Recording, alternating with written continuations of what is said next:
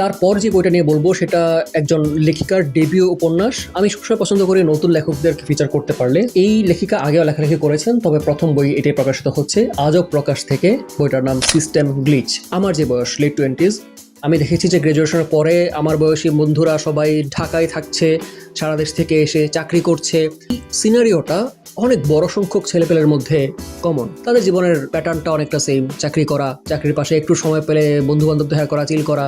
তারা বেশিরভাগই ব্যাচেলর, জীবনটা একাকীও না আবার খুব একটা হোলসামও না আগে যেমনটা ছিল, কেমন একটা রিপিটেটিভ নিয়মতান্ত্রিকতার মধ্যে। এই বড় সংখ্যক জনগোষ্ঠীর গল্পটা কিন্তু তাদের জায়গা থেকে কেউ লেখেনি, কন্টেম্পোরারি সাহিত্য খুব বেশি চোখে পড়েনি। তো সিস্টেম গ্লিচ সেই জায়গা থেকে খুবই সার্থক। সুনীল নামের একটা ব্যাচেলর ছেলেকে নিয়ে গল্প শুরু, প্রতিদিন চাকরিতে যাওয়া আসা, তার যে বন্ধু বলয়, বন্ধুদের কারো কারো বিয়ে হচ্ছে, অ্যাডাল্ট জীবনযাপনের দায়িত্ব, এই সব কিছু নিয়েই গল্পের মধ্যে কথাবার্তা আসে।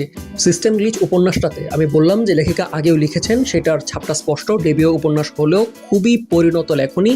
আমি প্রথমে বিশ্বাস করতে পারিনি যে এটা তার প্রথম বই। তো যেই দুইটা বিষয় বেশি ভালো লেগেছে, প্রথমত যেটা বলেছিলাম, এই আমার দেখা জীবনযাপনের রিপ্রেজেন্টেশন। দ্বিতীয় বিষয়টা হচ্ছে ওনার যে স্টোরি টেলিং প্যাটার্নটা। উনি ধরেন আমি খুব অপার হয়ে কোনো একটা বিষয় কল্পনা করতেছি, কল্পনার মধ্যে যে স্বপ্নজাল বলতেছি সেটার গল্প আমি বলে যাচ্ছি মুখে মুখে, সম্বিত ফিরে পেলাম পাশের কারো একটা কথা শুনে। এটা ওনার স্টোরি টেলিং এর মধ্যে ছিল এবং পড়তে খুব ভালো লাগছে। এই যে দুম করে একটা ধাক্কা খেয়ে বাস্তবে ফিরে আসা, এটা বারবার ঘটছে।